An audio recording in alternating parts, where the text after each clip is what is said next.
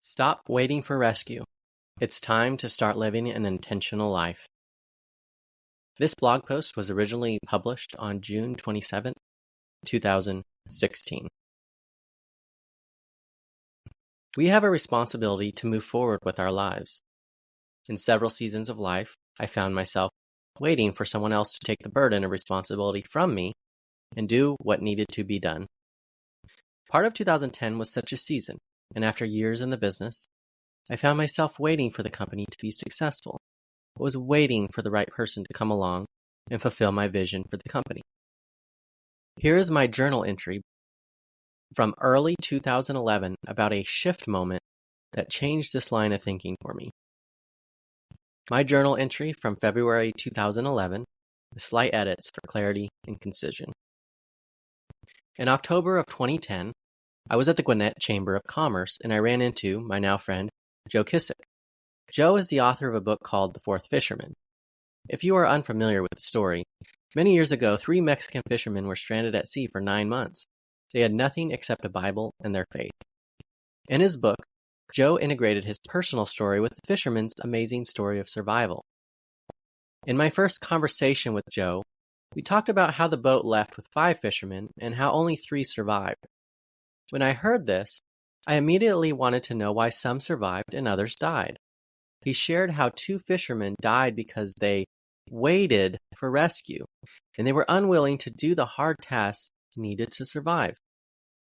Waiting for rescue at sea for almost a year without doing anything eliminates any chances of survival.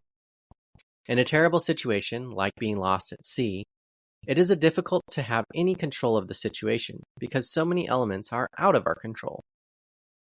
With that realization, there are still things the fishermen could control, such as taming their minds, catching food, collecting rainwater, and talking with the others, to name a few.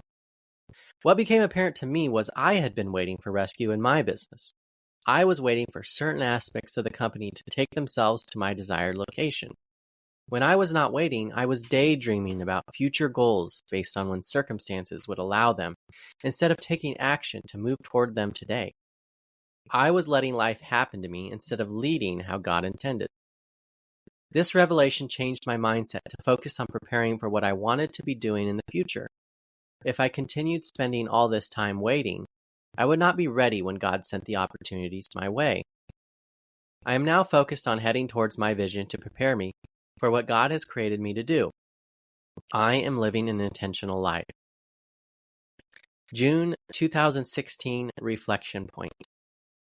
While preparing this journal from 2011 for this blog, this daily reading from my Utmost for His Highest came to mind. Oswald Chambers precisely anchors this lesson deeply.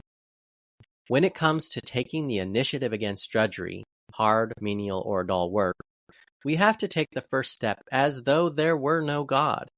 There is no point in waiting for God to help us. He will not. But once we arise, immediately we find He is there.